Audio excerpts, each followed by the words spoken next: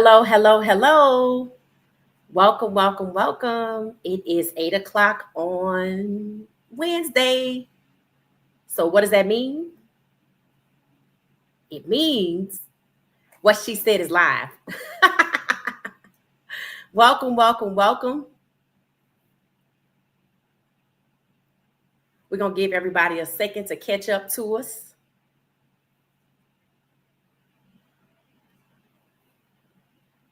How's everybody doing today?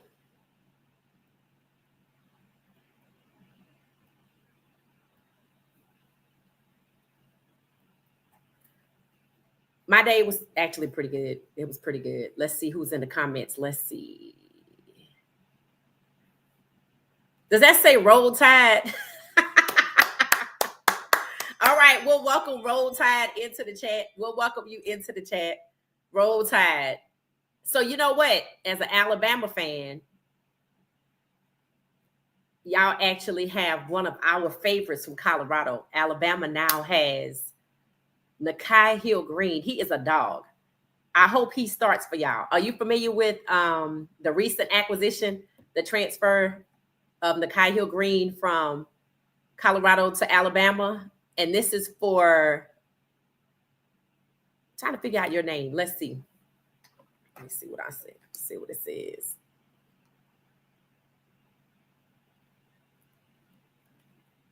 It says sing. Sing. Okay, that's what I'm calling you because I can't see the last part. Sing nails. Sing nails. Sing nails. It says roll tide.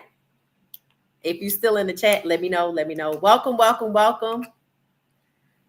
We have excellent conversation today. You know, this is a hot topics channel when it comes to sports, in particular football and basketball. And there is a topic brewing in various factions. Journalists, podcasters, former NFL players, analysts. So we're going to talk about it. As you can see, it's rolling across the bottom of the screen. So when y'all show up, we're gonna talk about it. There's 4 of us here. I'm just waiting for some more people to join.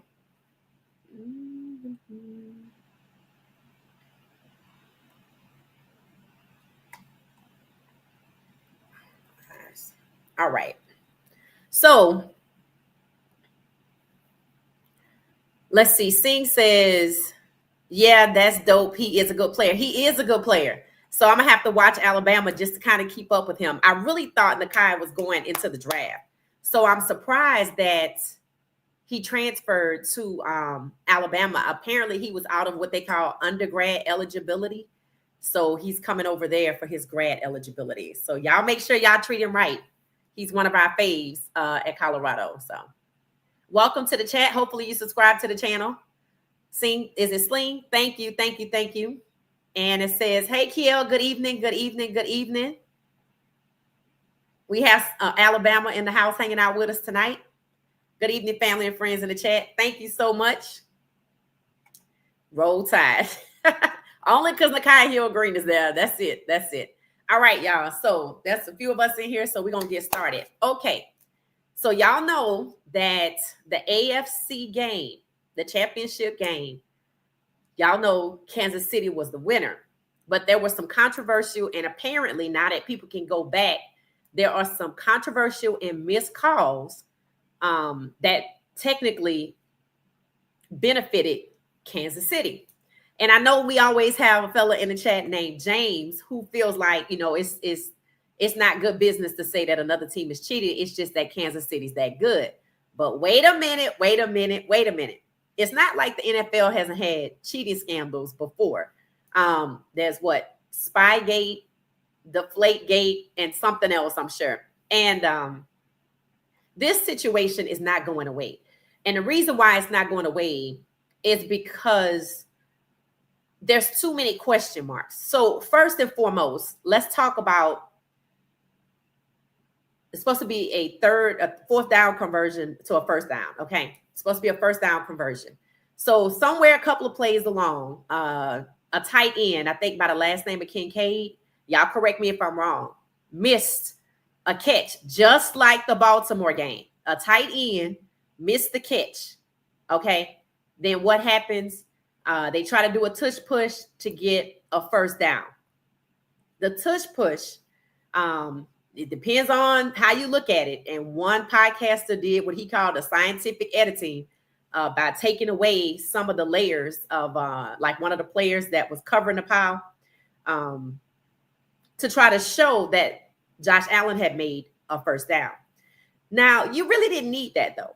You really didn't need that. You could actually see, based on where his body was positioned, where the ball was, that he had actually made a first down. But here's the problem. You shouldn't need all of this guessing and hyper estimation. The reason for that is because the ball has a chip in it. A ball has a chip in it. And they didn't bring the chains out. Did y'all notice they didn't bring the chains out? You know, football is a game of inches, right? So normally in a regular season, they bring the chains out to determine if it's just close enough. So in this particular play, replay, which is what you're supposed to have as a backup, was inconclusive. One ref was getting ready to call it. Some say he did say, you know, it was a first down. And another ref who clearly couldn't see came over and overruled that referee. But see, here's the problem. You have a chip in the ball. And from what I understand, there are cameras in the stadium that are actually to be able to pinpoint the ball as well. So you have a network of cameras. You have an actual RFID chip in the ball, but you don't use any of that. You don't use your fail safe, your chains, and your replay is inconsistent. And one ref says one thing and another says another. And because you can't figure it out, you just rule in favor of Kansas City. That's why it's fishy. That's what makes it fishy. You have technology, not one, but you have two layers of technology. You have cameras and you have chips, a coin-sized chip in the ball. Then you have your fail safe. You have chains. You don't bring them out. Instant replay, inconclusive. So, okay, typically you err on the side of caution in these types of situations. And if it was so close and inconclusive, why not give it to the Bills? You see what I'm saying? And in this particular game, there's Chase Daniels. I watch him. He actually found a clip. He said, oh, this didn't get talked about. In one particular play, you could see Josh Allen stepping out of the pocket, getting ready to throw the ball, and he points. He's pointing at a holding situation where a Kansas City player is holding on to the Bills player. I've never seen, and Chase said he's never seen it either, a quarterback step out the pocket and start pointing to the ref, hey, this is holding. So for that to occur, that tells me all night long, missed calls, inconsistent, inconclusive calls benefited Kansas City, and that's what makes it suspicious. If it was so close, why not why not say they got a first down? You see what I'm saying? It's if it's too close to call, the last thing it should do is the pendulum should swing all the way to the left. If it's too close to call, it's a first down. And then what happens when it becomes a first down? The Bills get to progress. So it's possible that some of the Bills players were deflated because they did everything they could and they got cheated. You can't say it's not, you can't ignore the fact that the pendulum swung all the way to the left when it was this close to the right. That's what makes it fishy. The fact that Chase Daniels can go back and look at film, and it's not film, but the game, and see Josh Allen pointing out holding calls being missed. So that is why people are saying timeout, flag on the play. Y'all cheated the Bills. And in all intents purposes, it does look like the Bills got cheated out of a first down, which would have allowed them to progress, because no rational human being, that's like you taking a test, right? You taking a test and you get 98.99%, and then the rest, you can't figure out what it is. You're going to tell me, oh, I think I need you to do this over again, or you failed. You might say, do it over again. They could have played that play again. Think about it. They could have played the play again. It happens all the time. So you could have played it again. You could have brought out the chains. You could use the technology in the ball, and you could use the technology, the cameras, the second layer in the stadium. But you do none of that. You swing the pendulum. It was so close to the Bills. It's not like it was a half a yard difference. And instead of erring on the side of caution, you swing the pendulum all the way to the left. Oh, well, he was close, but I'm going to give it to you. But we don't really know, but I'm going to give it to you. And that is why the internet turned into what they do. And they are undefeated. So they looked up the referee that came running from the direction where you really couldn't tell what was going on to overrule the one that actually had visible sight. So they're looking into him because they feel like it's fishy that although on his Instagram profile, he's supposed to be this Ravens fan, but he's sitting at dinner with his family who lives in Kansas City. So they're starting to question this. So my question is, I know the NFL is listening. Analysts have pointed it out.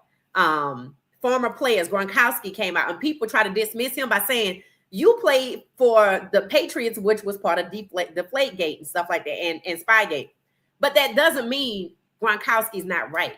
That Chase Daniels pointed it out. There was other missed calls. Josh Allen, the quarterback, is in the middle of a play pointing it out. So those are the things that the NFL seems to be willfully blind towards, so they don't have to stop and pay attention to this situation. Because maybe if they did, they would figure out something that, hey, we just had referees accused for helping Kansas City with the Texans. People said it happened in the Atlanta game, this pass interference. And then here we go again. But when it comes to the Texans, when it comes to the Bills, both times, Kansas City was the beneficiary of the refs inserting themselves into the game. And that's what makes everything questionable, because I could see if it was helping this team this time and this team another time. If it's consistently helping Kansas City and it's consistently the refs with the issue and Kansas City gets to advance, you can't be willfully blind towards that. The integrity of the game is at question. And if you have a chip in the ball and you have cameras in every stadium that can also tell you the same thing the chip in the ball can tell you, why are you not using your technology? Why are you not using your chains? So that's where we are. That's the conversation for tonight. It does look fishy that if they were so close and replay couldn't see, the refs couldn't see, why not replay it? Why just instantly benefit the Kansas City Chiefs? That's the question. All right, let's see what we got going on in the chat. Let's see here. It said, Johnny King, you don't find that suspicious? Yes, you don't find that suspicious. It is suspicious. I'm going to put that up there. That's cute. It is suspicious. It is very suspicious, because normally you err on the side of caution. And the side of caution, I mean, if you just want to keep moving forward, would have been, you know what, give them the first down because they this close and we can't see it and replay can't see it. But to swing to the left just doesn't make any sense. It does seem like there is some favoritism to benefit the Kansas City Chiefs. But here's the question. Why? I mean, why the Chiefs? Does it have something to do with Mahomes? Is it something about the owner of the Chiefs? Is there a particular ideology we trying to push forward? Why would the NFL want to favor the Chiefs? That's my question. If anybody has any insight, I'm willing to listen. And then, of course, it says, so to me, I feel like Ronnie Rivers, she's a supporter of what she said. And she hit me up in a post and she said, did you look at, she said, Willie D just posted about this. So let's talk about his video too. Kiel said there was another call that they missed when Kansas City receiver caught that ball, was moved through the catch. At the point of the ball hit the ground, but they called it a reception. That's what I'm saying. All of the missed calls, favor Kansas City. The misholding favoring Kansas City. And Kia, I don't know if you were here. Y'all can look it up. If you have another device, go to Chase Daniels' page. He just posted it about an hour ago at the most. About an hour ago, I think at the most, he replayed this one particular play that Josh Allen is actually looking for somebody to get open. And Josh Allen starts pointing at the ref because he's missing a holding call right in front of everybody's face. And Chase is like, I've never seen a quarterback in the middle of a play pointing out a call that a ref is missing. So the missed calls benefit Kansas City. The reception benefit everything seems to benefit Kansas City. That's my point. And that's what's making it look suspicious. And even if a person is not in the NFL orbit, hearing all of this chatter from analysts, not the typical analysts, but from analysts, and now people are saying there were questionable calls. Chase Daniels coming back, pointing out that Josh Allen was pointing that out in the game. And then we get down to a decision where Buffalo could have kept going, but they chose to favor the Chiefs. And my question is the NFL being willfully blind to an actual cheating scandal? This is the second time when it comes to the Chiefs. First, a divisional game with the Texans, and now, was it a divisional game with the Texans or something like that? It was a game with the Texans, and then now the Bills. Now it's interesting when you think about what happened with Lamar Jackson in Baltimore. It wasn't the refs, right? It was a tight end not catching the ball. And some people say when you go back to the Bills game, it was also a tight end who missed the pass that other players, the receiver, would have caught, which leads me, and that's what happened. He didn't catch a pass, so then they got to try to convert, and that, it didn't work out. Or did it? But the point is, my question is, what is the fascination with the tight ends trying to catch these crucial catches and it's not happening? When I thought you brought in the receiver who have the speed, the ability to get open, and hands. Why are the receivers not getting the crucial catches? Why is it going to the tight ends? And we're looking at two crucial misses. One, the game just basically turns the ball back over. Kansas City got to get the ball. And then now, with Baltimore, y'all know what happened with that. So to me, we got two teams sitting at home, not just because of a ref when it comes to the Bills, but we got two tight ends in two different games with crucial catches that were game-altering catches, by the way, and neither one of them could catch the ball. And I don't understand why, when you look at the postseason stats for the Ravens and you look at the postseason stats for the Bills, neither tight end had the best numbers. In Buffalo's case, it was Sakir, I think. And then in the Ravens case, it was Isaiah Likely. So again, why are these teams who claim that they want to advance to the next level giving these crucial plays, putting the balls in the hand of the football, in the hand of tight ends that are not at the top when it comes to stats? They don't have the most receptions, the most targets. Why is it going to the person that's third, second, not even second, third on the run? You go into your 50-50 probability here. Why is that? And to me, that's a bigger question, because if you back up a little bit, if I'm throwing to my receiver, and in this case is somebody named Sakir or Sakai or something like that, chances are he catches it. Because when you look at his stats, he's the go-to. He's the one. He's the number one receiver. Why are you not throwing the ball to him? Even if receivers can catch short passes, isn't that called the slot receiver? And then same thing with Baltimore. Why are you not throwing the ball? If you got this crucial catch, why is it not going to your number one, which was Isaiah Likely? I don't understand how you can sit down and look at your postseason stats, see who's at the top, and when it's go time, you go to who's in the middle. So I question, do you want to win? So we got people saying that the Kansas City Chiefs are beating, and they can't say they cheating, but what they gonna do if the refs want to cheat for them? Now that's the bigger question. Why are the refs seemingly so motivated to benefit Kansas City? That's the real question. Two, what is the fascination with these tight ends and these crucial catches in these games, these game-altering catches, when these tight ends are not number one when it comes to receptions? They're not the number one guy. They're not even the number two guy. They're the number three or the number four.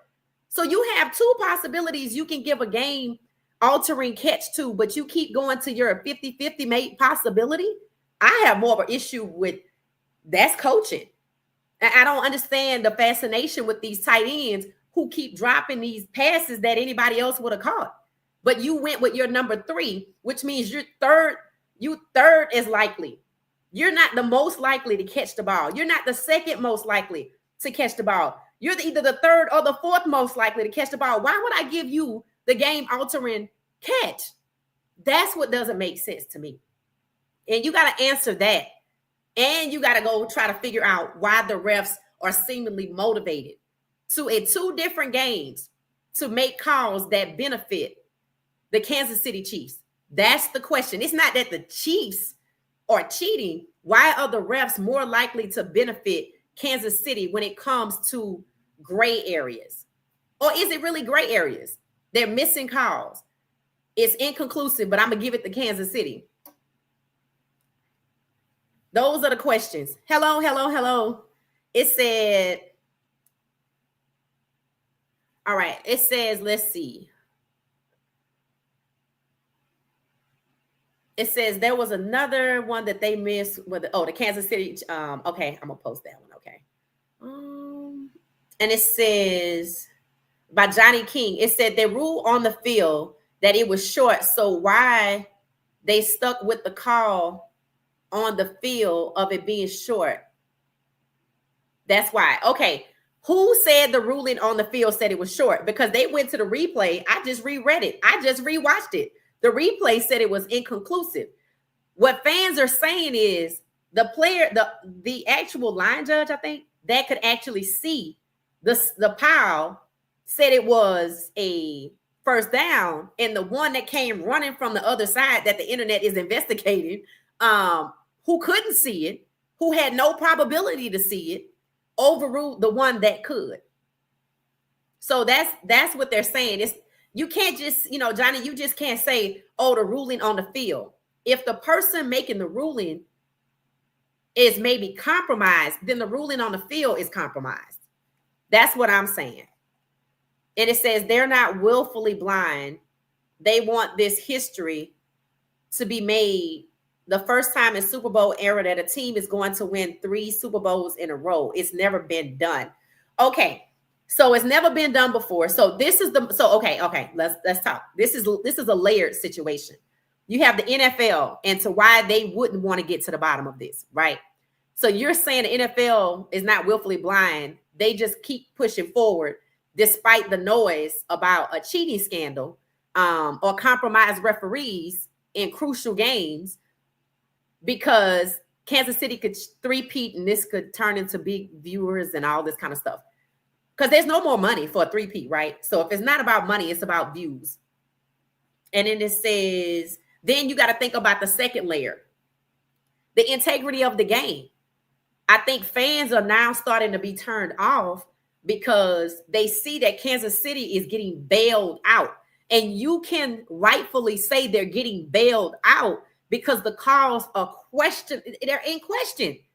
Like what happened with the Texans, what happened with the Bills. See, you can't say that with the Ravens because the refs didn't have nothing to do with the tight end not catching the ball. So that's why that conversation is a moot point. This is about why is it that referees are consistently making calls that benefit one particular team, the Kansas City Chiefs?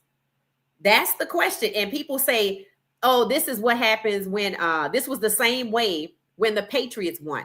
So, okay, so when the Patriots were in their winning era, somewhere between Spygate and Deflategate, people are like, did the refs cheat for the Patriots? And the answer is maybe. So the question is, does the NFL not want to get to the bottom of this?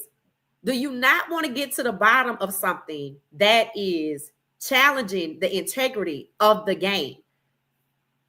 I mean, to me, the only thing that's going to change is the people just stop going to the games. And y'all know that it could happen. It could happen. But, my thing is the third layer. All right. So the first layer is the NFL. The second layer is essentially like the fans, what we see with our own eyes, how upset we feel. People feel sorry for Josh Allen. That's what I'm hearing. I didn't hear nobody feel sorry for Lamar Jackson. So I'm thinking people feel sorry for Josh Allen because he got cheated. You don't feel sorry. I don't think people feel sorry for Josh Allen because he lost the game. I think people feel sorry because he worked hard to get there and they cheated him out of it.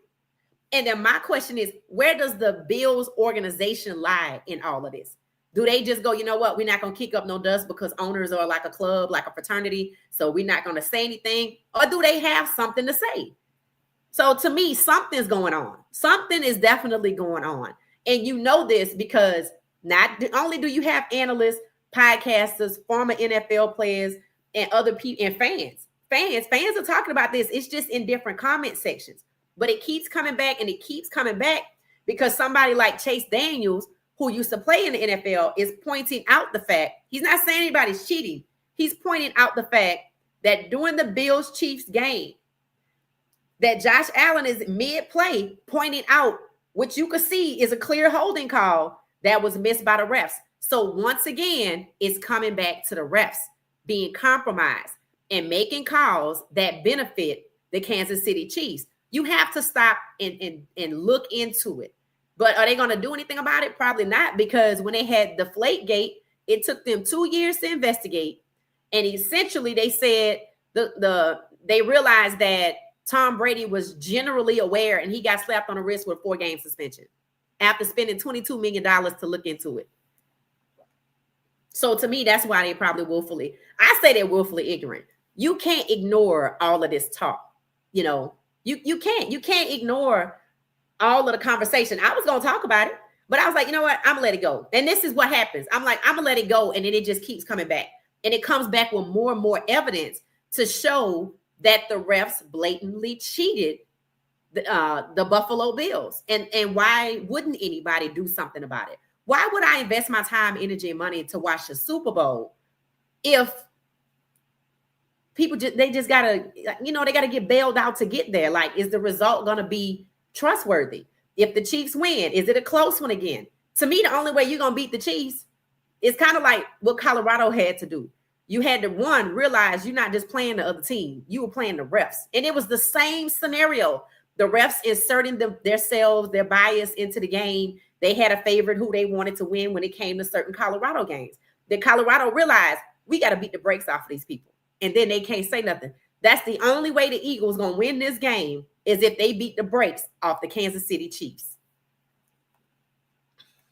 It says the Packers won 3 NFL titles before the Super Bowl. What? Akio, I was trying to see what you're saying. Hey, Regina. Before the Super Bowl era. It says quarterbacks go through a progression. They have certain reads. And hold on one second. They have certain reads, and the tight end are part of his progression. Okay, hold on. I got a tight end, a certain part of his progression. First option to his third option. So basically, you're saying the tight end is the first option. That's what you're saying. I mean, I think the evidence is showing otherwise. I mean, you can't deny that. And I heard somebody say that. I didn't just let it go. But I heard somebody say right after the game, another tight end can't make the catch. So to me, I mean, when you going to figure this out, that you need to go to your first or your second option? See, you're saying, Kiel, you're saying that the tight end is the first option based off what I've seen in the Baltimore Ravens and the Buffalo Bills, and based on the stats and where they are in terms of the number 1, 2, 3, or 4 guy. The tight end is not the number 1 option. The tight end is actually the last option. Your receiver, who's at the top of the list with his hands and his speed, or your first option. That's how I see it. If you just want to sit down and be honest, your tight end, if he's not that guy, if he's not leading with catches and targets and showing to be the number 1 guy, then how can you trust him with crucial catches? Explain that to me. Just because that's what you want to happen does not mean it's going to materialize that way. And now we have 2 teams who couldn't go past, who couldn't convert to first downs or couldn't catch the ball at crucial times. But you have receivers that could, and you didn't use them. It says,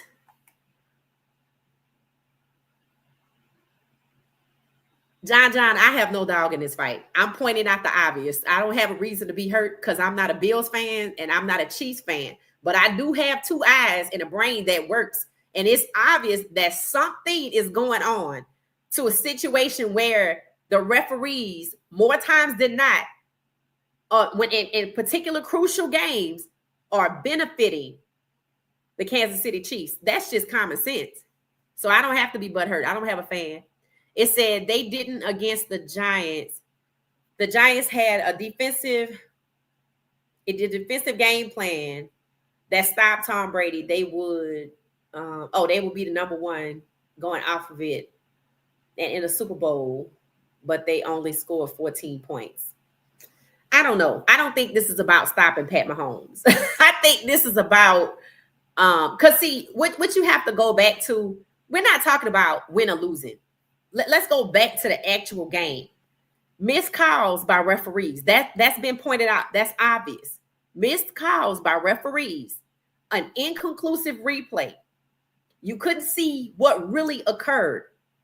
And it was so close, but you couldn't see what really occurred. But you went all the way to the left. Well, let me just give it to the Chiefs. No, that's not how rational thinking even works. If I can't tell if you got it, replay the down. That's what should have happened. Oh, I'm sorry. Bring me the chains. They didn't do that. The reason it looks fishy is because you had technology. You had your fail safe, the chains, replay technology. You had the option to play another game. You had chips in the ball and you didn't use it. It's like you intentionally didn't use everything that you have to make sure you get this right. And that's the point. Make sure you get this right. And it seemed like it wasn't important enough to get it right. And the question is why? This was a crucial game. It was a game-altering play. You should have took the time, use the technology, use the backup technology, use the chains to get it right. Or if replay comes back and say, well, I don't know either, why not just replay the down? Explain that. If you really wanted to get it right, why not just replay the down? We watched the Commanders we saw a replay of a second down at least 3 or 4 times. We had one guy that jumped false start twice and another guy that had encroachment. That's at least 3 times that a second down was played. So tell me why they just couldn't replay that down. If replay came back and said it's inconclusive, you see, because it benefited the Kansas City Chiefs. That's why.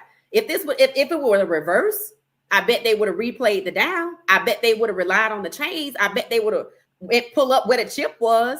But because it didn't benefit the Chiefs, it's like there wasn't any care to get it right. Remember, the Baltimore Bills have fan base too. Buffalo Bills have fan bases too. So why would you slight one fan base for the other just for a three-peat? You want to alienate millions of people just to have these people over here get a three-peat? That just doesn't make any sense. That doesn't make any sense. Hey, Blue Devil, how you doing? Welcome, welcome. We're talking about is the NFL willfully blind to another cheating scandal, which seems to be brewing. So let's talk about Willie D's video. Okay, so Ronnie Rivers, who's a supporter of what she said, told me about the video, and I went and watched it yesterday. So he wasn't so much as talking about X's and O's being the motivating factor for swinging a game Kansas City's way.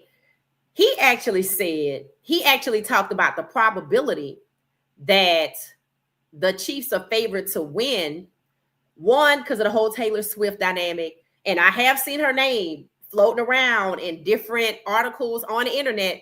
I've heard her name, not the guy that she's dating. I know his name, but that's my point. All the articles are about her in the Super Bowl, and she's not performing in the Super Bowl. Somebody actually did ask on social media, was she going to perform Bad Blood with Kendrick Lamar or whatever? I guess they have a song together. I didn't know. I heard that one question. Something else about him having to get a $3 million box for her. So basically, they are making it about her. They are making it about her. But I guess in my mind, I'm thinking that's not enough to swing the game. To me, that's a bonus. That's like, oh, Kansas City gets to go, so let's, talk about Taylor Swift. We can take advantage of that. I don't feel like that's enough to swing the game. So Willie D said he's talking about, again, not X's and O's, but ideology. So he's pointing out that Pat Mahomes' wife is a supporter of the current administration when it comes to the president. And I think they have a kicker that's a part of that, that's a big supporter of that administration as well.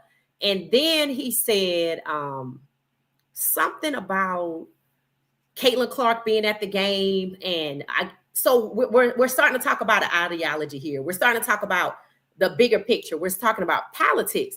Now, if you go all the way back to 2016, the current president he had a lot to say about Colin Kaepernick, right? And I think, at some point he was basically trying to steer the NFL in one particular direction, but they seem to have shut it down. Well, it seems it's starting to rise again. It's starting to feel like the NFL is in a tug of war, because I realized recently, I said, it's a lot of athletes becoming part owners. Like now you got Tom Brady. We just read about Joe Montana. And then I told y'all the other day, the Buffalo Bills, you had Vince Carter and Tracy McGrady, who are actually biological cousins. And we have Magic Johnson and like Dominique Dawes, all becoming part of these ownership groups of these teams. And then it was revealed that Tilma Fertitta, who I think owns the Rockets, and is an avid, not only just an avid supporter, but could be the ambassador to Italy if the current administration so sees it and Congress approves it. He wants to buy, I think it's the Saints, the New Orleans Saints. So that's that particular ideology creeping back in, but not just on the outside, becoming ownership. So I'm like, okay, I think I understand what he's saying. He's like, okay, this is about the ideology that the NFL should adopt. And you have to align yourself to someone. And it seems like they're saying the Chiefs organization, the players, the spouses, and I guess some of the people that support it have this particular ideology that aligns with the current administration, whereas a lot do not. Probably because most of the players are Black. And when you hear about the current politics that's going on, it looks like an assault on a particular group. So I understand what he's saying, and that takes it up to a deeper level. That takes it there. And it's like, I could see where if Fertitta gets in, then that gives him some power.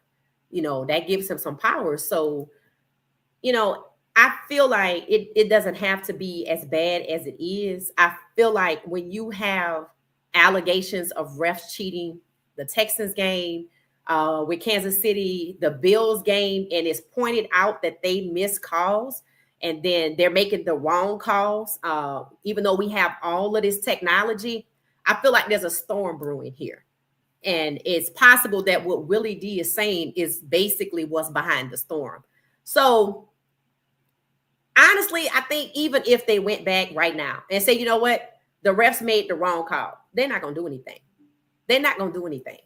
Because if the only thing that happened after Tom Brady was generally aware of playing with deflated footballs was a slap on the wrist, and they spent $22 million to get to a slap on the wrist, they're not going to do anything. That's the issue. Okay, the refs was wrong. What they going to do? Are they going to suspend the ref? Are they going to fire the refs? Are they going to get some new refs? Or are they going to look beyond this one particular ref and this one particular ref to say it's referees in general? Are they going to look past the two referees in question between the Texans and the Chiefs to try to figure out if somebody is paying them off? Probably not. Let's just be real. Probably not. Even if the result that they wanted, because I think a Bills-Eagles Super Bowl ratings would be through the roof, because the Bills haven't been in a long time. People like Josh Allen, I know I would have watched it. Now people are starting to say they turned off because they're starting to see where that rigged conspiracy is actually more likely or probability, and the NFL itself is generally aware and what they're going to do about it. They can't suspend themselves for 4 games. So that's where we are with this. You know, sometimes when you start looking into things, you find stuff that you don't want to find because it takes the ability away to enjoy what seemed like a simple sport. It exposes it, it opens it up, and it shows you it's actually ugliness going on here. We have cheating that you might generally be aware of, but you're not going to do nothing about. Because when you actually had a cheating scandal, you dragged it out by going 2 years looking into it, and spending $22 million only for a slap on the wrist for 4 games. And now the person that was a part of the cheating scandal is now a part owner in the league. See what I mean? When you start looking into things, sometimes it takes the joy away and it pulls back the curtain, and you begin to realize that this isn't as good as you thought it was. And you don't even want to be bothered with it no more. And that's where we're headed. I told y'all people ask me all the time, what's my favorite team? I don't have favorite teams. This is why. I support the players. Because at the end of the day, I'm not going to tell either player. If Tillman Fertitta buys the Saints, which you think I'm going to tell the Saints player, turn down your $40 million paycheck? No. No, I'm not. I'm going to support that player. And I do think when he bought the Rockets, if I'm not mistaken, there were some players that exited that franchise. And I always wondered if it was because of his ideology, because I think at the time he had donated like $300,000 to back then, you know, what is now the current administration. And when you have a majority league of Black players and that's the owner's ideology, and you want to buy the team, and that's what, do you bring that with you? Do you leave that behind? You see what I'm saying? Like, that's a conflict of interest. It's not a business conflict of interest, but it is a moral conflict of interest. And that's how you end up with like the owner that used to own the Clippers, you know, and ended up saying these things when nobody's listening.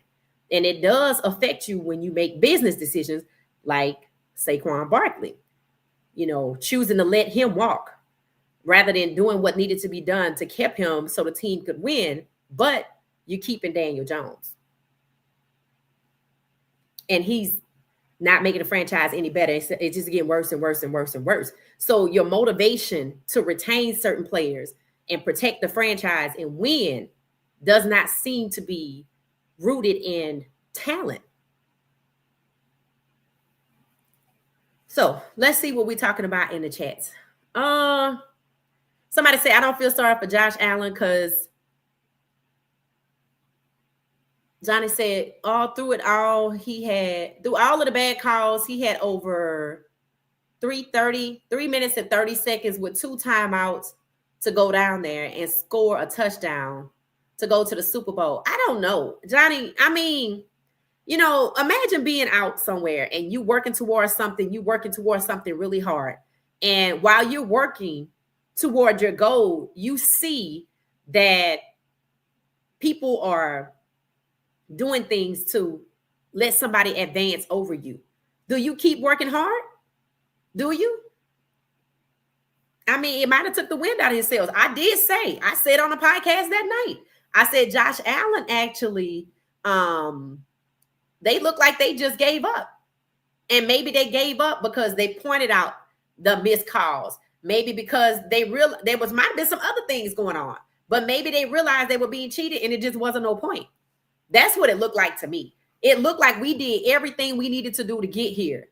And we're out here playing, you missing these calls, and now another controversial call, which didn't have to be. We could have replayed the down. But no, you keep ruling against us. So why are you fighting me? Why should I keep fighting when you're fighting me? So essentially the refs, that's who the Bills were playing. It said they're not going to do anything. They are a fraternity, right? 32 owners, and the bottom line is the dollars. Exactly. Who said that, Kiel? Exactly. And what do we talk about when it comes to the Cowboys? $10 billion valuation. He don't care about winning or losing because he make money anyway. If I have a business with 3 divisions and one division brings me closer to my 10 billion valuation and the other one does, but one doesn't, I'm not going to say I don't care. I'm not going to say I don't care about it, but it's not a priority. The priority is to keep the 2 going, and try my best to fix the others. But if I got to keep throwing money at it, I'm gonna get this money off these ticket sales and this merch and these partnerships. And then you got to wonder what his motivation is for not caring about winning. It could be financial. It could be something else. But like you said, it's a fraternity and they're not going to do nothing about it. It says, sports gaming taking over. They said, I think, okay, let me get the number right. I think it said when it comes to the Super Bowl, there will be over, I hate to say 20 million because in the grand scheme of things, but then 20 billion seems like too much. Anyway, either words, it's either 20 million or $20 billion will be wagered on the Super Bowl. Which I think it is, million or billion. I think it's got to be billion. I can't see it being million because there's people out there that are just bet $1 million just off these apps and stuff. So I don't know. It says, so you guys think the bad call cost the game? Here's what I think. I think the bad call is a symptom of a bigger problem in the NFL. I think the NFL needs to stop and take a hard look at referees being compromised because the bad calls seemingly only consistently benefit one team, and that's the Kansas City Chiefs. If they benefited somebody else, then, you know, you could scratch your head and try to figure it out. But it's kind of obvious now. The Texans then come, and it's the Bills, but it only helps the Chiefs. It doesn't help the Texans or the Bills. You see what I'm saying? The consistency favors the Chiefs. The Chiefs are the beneficiary of these calls. Nobody else. The question is, why are their refs being paid off? It is a possibility. This is 2025. So either they gambling or they being paid off because, I mean, do two refs really give that much concern about the Kansas City Chiefs over an autograph? Because after, I think, the Atlanta game, it was said, and somebody can Google this. Okay, so the ending to the Atlanta, there was a call that was controversial regarding pass interference. And it was said the refs were cheating. Now, this was the regular season. And if I'm not mistaken, after the game, it's reported it looked improper for one of the refs in that game to go ask Pat Mahomes for an autograph on a jersey. Google it. It's out there. I'm pretty sure it was the Atlanta game. I was like, well, yeah, that's... So you see, it's like essentially what you're expected to believe is that they're impartial. But honestly, with all the new information coming out, Chase Daniels showing how the Josh Allen is actually in the middle of a play pointing out, holding that the ref is standing right there not looking at, and it's like 4 of them on the field. To me, for Josh Allen to be pointing that out, he could see it, but the refs are right there. They can't see it. I don't think that they're impartial. The question is, are they gambling? Are they enamored by Pat Mahomes and the Chiefs?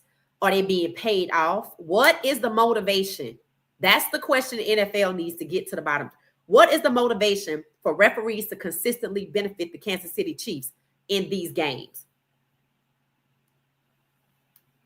That's the question. So, yeah, the call basically altered the game. It altered the game. And that's not what refs are supposed to do.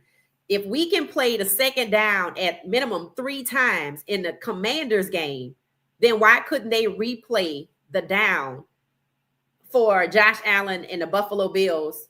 Why not? They already said that replay was inconclusive. So if it's inconclusive, how do you determine it goes to the Chiefs? Inconclusive isn't one way or the other. It's I don't know. And when you say I don't know, you can't just go, all right, well, it's the Chiefs ball. That's what you want it to happen. Why? Betting, gambling, paid off, something. But you have to ask that question. You have to ask the hard questions. Those are the hard questions. And the fact that it has happened multiple times and only the Kansas City Chiefs have been a beneficiary is fishy. It's suspicious. It needs to be looked into. It's not going to change the Super Bowl, but that doesn't mean it shouldn't be looked into. They probably called that play for tight end. He was what?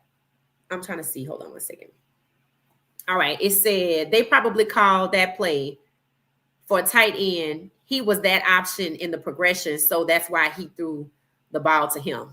I mean, I'm just saying, like, I get it. I get it, Kiel. That's something about a progression. I understand. 1, 2, 3, 4. I get it. What doesn't make sense to me is, before you throw this ball, this is a game-altering play. If he's the third on the chart, that's likely to get it, not the first or the second. And the first or the second are in a game, why on earth would you throw to him? I know you got to find somebody open, but that's what it's not making no sense. I felt like this has happened twice because it sends a message. Get the ball to the best person.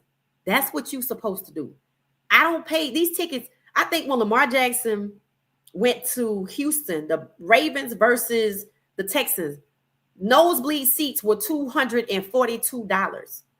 I get it. The games are supposed to be entertainment, but not WWE entertainment. It's supposed to be a competitive match. And that's up for question now. Is it a competitive match, or do you kind of already know how this going to end? It's starting to give credence to all of the people saying the NFL is scripted. The NFL is rigged. They knew how this was going to end. The colors on the logo determine the winner. It's starting to give credence to that because it's looking more like WWE and less like a competitive football game where both people have the advantage and it's the one that capitalizes off the advantage wins. It says, I think Josh Allen and the team had other opportunities to win the game. Here's the thing. Here's the thing. Let's say the Bills would have won. Okay, let's just say that. Does that negate the fact that the referees missed calls? Does it negate the fact that an inconclusive call, which is I don't know, was given to Kansas City? Remember, the call was inconclusive. Replay is the last full stop.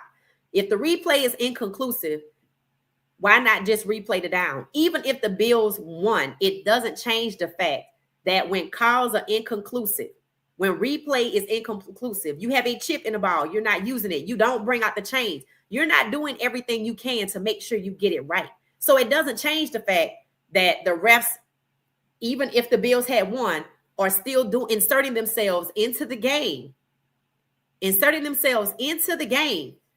to benefit Kansas City. It doesn't change that. So even if they could have won, it's not about winning or losing sometimes. Sometimes it's about getting it right along the way. And to me, there was no effort to get it right. Replaying it could have got it right. Why didn't they replay it? When somebody tell me why they didn't replay it, then I'm good. But why not replay it? Instant replay was inconclusive. You got chips in the ball. You don't use them. You got cameras in the stadium that can tell you what a ball is. You don't use that either. You don't even use the chains. You're going on a human being who may not be compromised to make a game-altering decision when this unit has already been accused of being compromised. So that's where the NFL has to go, okay, look, is there something going on with the refs? Do we need to sit down and figure out? In basketball, a referee was found guilty of cheating and working with players to point shave. I'm not saying that's what's happening here. I'm saying referees are human, and it's something that you have to consider. When only one team is the beneficiary of referees' plays, you have to look into it. That's all I'm saying. You have to look into it. It says you're right. It was inconclusive on the field, a play, so they should have called it the New York office to get it right, and that's where the crucial calls are resolved. See? I'm just saying, like, in common sense, if you don't know, you err on the side of caution. The side of caution is not going all the way to the left. Let me just give it. Remember, this was close. They just said it was inconclusive, which means this one didn't want to make the decision. This one didn't want to make the decision. This one didn't want to make the decision. And it was a game-altering decision. Refs should not insert themselves at the time. They should have brought the chains out. I mean, that's what they for. They still have them. They said the chains might go away. I'm like, when you going to start using the chip? You got to use the chip first. And the balls, footballs have chips in them. So It's $20 billion. Okay, thank you for looking that up. So that's what I'm saying. It says yes. And yes, Tillman Fertitta is owner of the Rockets, and James Harden left after he got that money, allegedly. I knew it. I knew it. I knew it. I knew it. I knew it. I knew it. And was Westbrook there at the time and he left too? See, so that's what I'm saying. And that's something that has to be discussed. When you have an owner, and I'm not talking about anybody in particular, but what happens when the owner of an NFL team with ideology that goes against equality for the majority of the team's players and maybe employees of the organization? I don't know who works there. What happens when that happens? To me, I think one of the ways to prevent that is these ownership groups. That's why I think we're seeing Tom Brady, Joe Montana, Magic Johnson, Vince Carter, and Tracy McGrady, Dominique Dawes, and some others. That's why I think we're starting to see ownership groups, because if not, honestly, who has the money? The people that likely are like the Musk of the world, the Fertittas of the world. So that's why I think we're starting to see this ownership groups. It breaks up the cost overall while maintaining a healthy value, of the team. Yes, and so there you go. There you go, Queen T. Thank you for coming in clutch with that. Kiel said it was $20 billion. Okay, $20 billion will be wagered on the Super Bowl. That's a lot of money. That's a lot of money. That's a lot of money, y'all. Like, that's a lot. We're already at an hour already. What? We're at an hour already, y'all. So y'all tell me, what your thoughts are. Some of you guys have said, you know what? I don't think, like James, I don't think James is on today. But James was basically saying, that people say Kansas City is cheating because they're good. But nobody said Kansas City was cheating. They said the refs are cheating. That's different. See, it's different if you say the Kansas City Chiefs is cheating everybody. Okay, we'd have to. That's kind of like when people started bringing out the accusations for Deflategate, right? They had to stop and look into it. But again, it took them 2 years. So you don't really want to find out the truth if it take you 2 years to find something out like that. And when you come back and say he was generally aware and you slap him with 4-game suspension, you don't want him to get in trouble. That's what that said to me. That's why I said, would they even do anything about it? But when people say Kansas City's cheating, Kansas City, as far as we know, when it comes to the X's and O's, don't seem to be cheating. But the way for them to get through does seem to be paved by the refs. And that's where I said, is the NFL being willfully blind to a cheating scandal where the referees are concerned? We've seen it in college football. We know that refs have 3 calls in college. I don't know about the NFL. Kiel, if you're there, you can tell me. In college football, the refs have latitude when it comes to holding, taunting, and pass interference.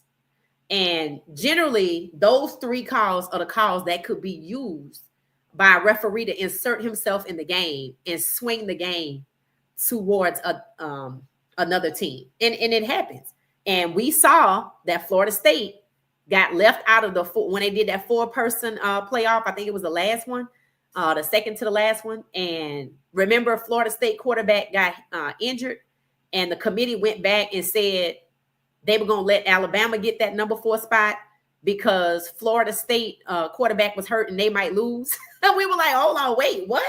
So you learn right then and there that they can insert themselves into the outcome.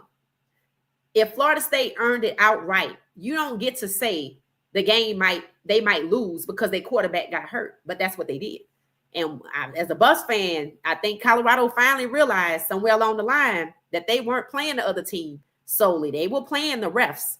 And that's why they had to come out and beat the brakes off of everybody. And that's what the Eagles are going to have to do to beat Kansas City. That's the only way you can keep the refs from trying to insert themselves and swing the Super Bowl. Because if you think about it, and to me, this is on, I feel like Buffalo should have known this already because the Texans just went through it. The Falcons went through it. You called a tush push on, I guess, a fourth down conversion. And you got the Kansas City Chiefs that people already say the refs were inserting themselves. You already got your quarterback, Josh Allen, in mid-play pointing to the refs that they missing a holding call. Why would you call a play that could end up like this? That is so close that you essentially opened the door for the refs to cheat against you. That's what it was. You could have went, you could have did something else. You threw to a tight end, he didn't catch it, and you probably gonna keep throwing that way. And I say you got to throw to the best person. I don't care if it's crucial. When it's crucial, when the play is crucial, you have to go to your ace. And to me, that was problem number one. They didn't throw to their ace. Shakiri or somebody, Shakari was their ace, and then they had another ace. Part two, they could have threw to that person, but they didn't. And then you have, that there's a propensity for the Chiefs to be the beneficiary of calls by the refs. Why would you put yourself in that situation? And so let's see what the Eagles gonna do. Are the Eagles gonna realize, okay, look, we saw it out too many times. The Falcons, the Texans, and now the Bills. So when we go out here, we're gonna need to not only going to run up the score, we're gonna have to be ahead of them, and we're gonna have to beat the brakes off of them. That's what I think. That's what I think the Eagles gonna do, number one. And that's what I think they know they have to do. So anybody playing Kansas City next year, you're gonna have to run up the score. You're gonna have to run up the score. I don't care if it's the playoffs, the regular season, you're gonna have to run up the score to keep the refs from trying to benefit them. That's the only way, because the NFL not gonna do nothing about it. Even if they realized it, it could take them 2 years to figure it out. That's all I'm saying. That's all I'm saying. So you got to protect yourself. You got to protect yourself from what others won't protect you from. That's it. So any more thoughts on this? And Ronnie's not here tonight, but she actually is the reason we're having this conversation. Because when I saw her post, she came back and told me about Willie D's video. I said, you know what? Okay, I'm gonna look at this video, and I wanted to see, and I said, okay, I see where he's going, because I've already had the thought about the ownership groups, or the reason that they're cropping up is to try to prevent like what happened with the Houston Texans, James Harden, and all that kind of stuff, Houston Rockets. So yeah, it says Gone tomorrow night will be on the NFL Network. Oh, game tomorrow night will be on the NFL Network and Fubo TV. Yep, and I got the NFL app, y'all. You could get the app for like $6.99 a month, or you could get it for $14.99 because we're gonna watch the draft. And I think you get to see the game that way. So it was either go back to YouTube at $83 a month, or YouTube TV, or just get the NFL Network app, and that's what I did. So that way I could see the Shrine Bowl. I could watch the practices. Those are out there. But they finished practicing. So the last practice was yesterday. Today was a light jog. There wasn't much out there. I saw where the Giants, there was an article on the Giants where they put, like they had a prospect list. I didn't know this was a thing. So I guess maybe they had some players that could possibly go to the Giants. So they basically talked about each one of them. I think Kobe Bryant, his name actually starts with a C. C-O like B-E-E. I think he was on the list as one of the players that could go to the Giants. And Shador wasn't on there. I was like, okay. I saw a post that said Shador is no longer considered a candidate by the Giants or something like that. I thought somebody was just guessing. But since he wasn't on that list, I think that's why they're saying that.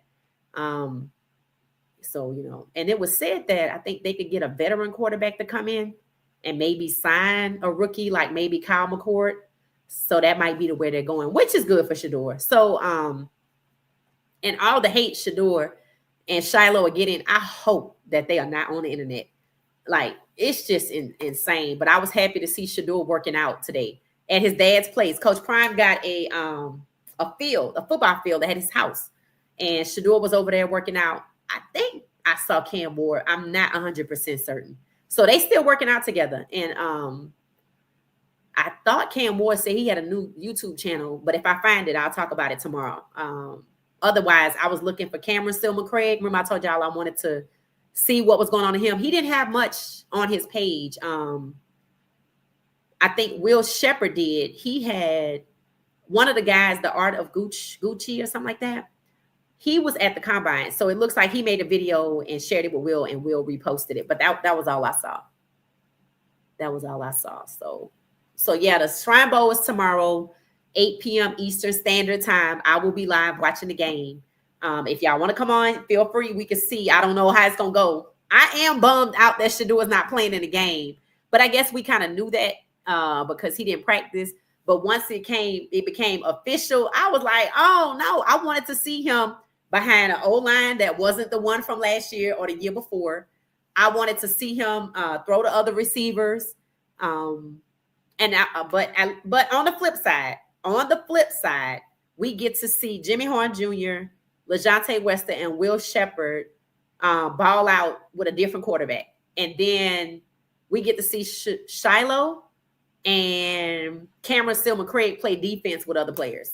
So that was it. Queen T said, that's it. Oh, let me post that one. Thank you, Regina. I posted that one. It says what they do in college if they always won the players about derogatory language towards each other, especially celebrating. Huh? What you talking about, Kiel? It says what they do in college if they always won the players about derogatory language towards each other, especially celebrating. I don't know the context of that. Let me know, Kiel. Queen T, it says, and yes, Russell Westbrook was there too. Let's talk about every time a Tom Brady or who? A Gronk person leaves or retires, they jump broadcaster on major networks, and the other guys have to struggle for. Okay, can you edit that? It said, let's talk about why every time a Tom Brady or a what person leaves or retires, they jump ASCA broadcaster on major networks, and the other guys have to struggle for BCAS bad calls. I don't know, Queen T. You have to tell me what that say. Kiel, it says what I mean is they warn the players about derogatory language towards each other. That's the college referees throw the flag quickly when that happens. Oh, okay. Okay. Are we talking about college referees? And okay. I think when we're talking about the conversation of the latitude that referees have in college, holding, taunting, and pass interference, you're saying derogatory calls, derogatory language is another one. I think that's what you're saying. If so, thumbs up, Kiel. Okay. All right. And then Queen T, I need you to explain what it is that you're trying to say. It says, so Russell Westbrook was a Houston Rocket at the time. I thought so. They got up out of there. Every time Tom Brady or another person leaves or retires, they jump ASCA broadcaster on major networks. I don't know what you're saying in that one, Queen T. I'm gonna need you to expand what you saying. So I'm waiting for you to type it.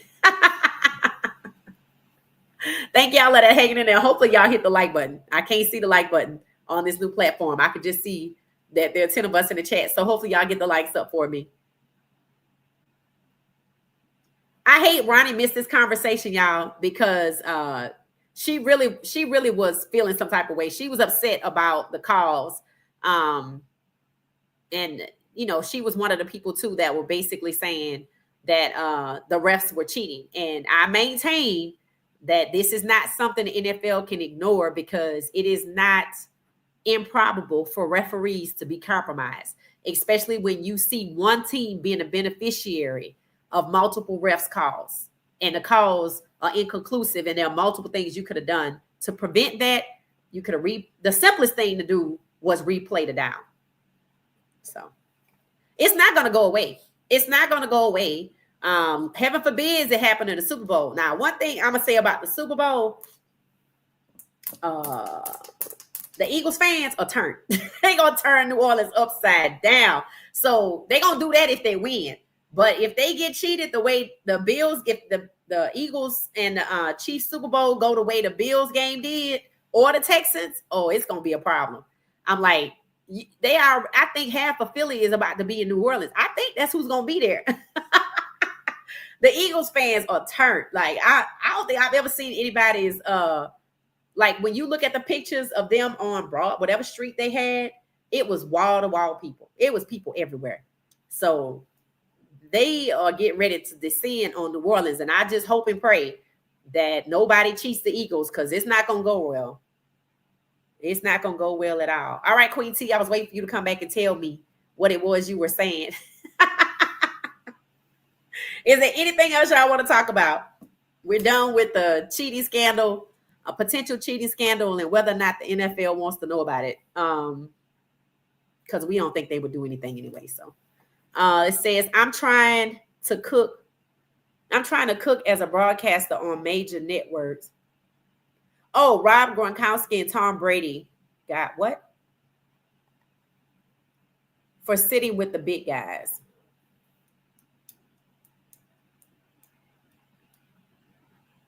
Oh, got on Fox. Well, are you talking about recently? Because Gronkowski was one of the guys who was essentially saying he felt like the call made by the ref was fishy.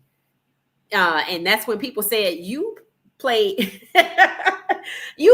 for one of the most cheating organizations in the NFL. So essentially, people are saying that the favoritism towards Kansas City is the same kind of favoritism that Tom Brady had. And they want Pat Mahomes to reign as the king of the NFL like Tom Brady did. Now, why would they want that? I don't know. I mean, I'm not saying he's not good. He very well, I don't watch him play. I'm just saying I don't think this is about Pat Mahomes. I don't think this is about Pat Mahomes at all. I think this is truly an outcry from various factions, fans, former players, analysts, podcasters who really see that there is some type of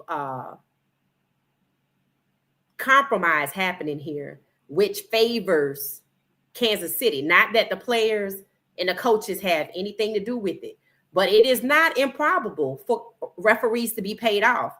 It's not unconscionable for referees to gamble. It's not. But there does seem to be some impropriety somewhere. And that's what the NFL needs to look into.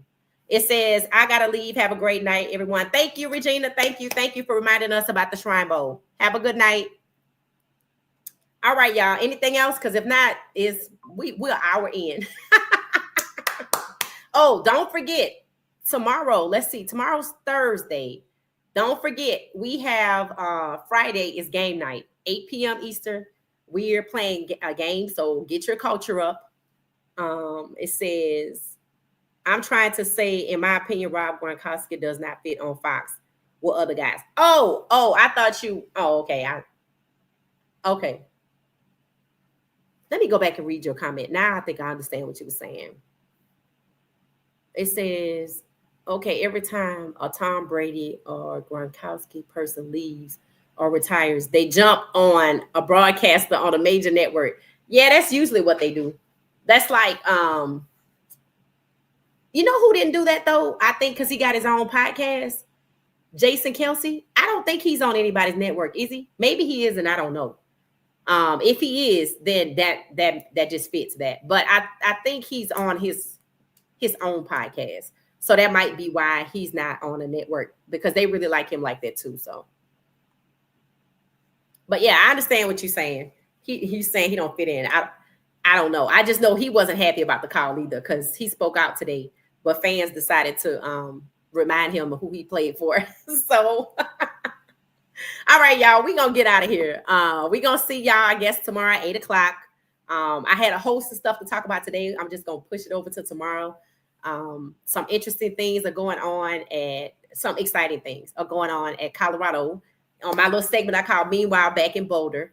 And since the game is tomorrow, it'll be interesting to see how much content we get after the Shrine Bowl with, you know, all the players that went. Like, will we get to see LaJonte, Will Shepherd?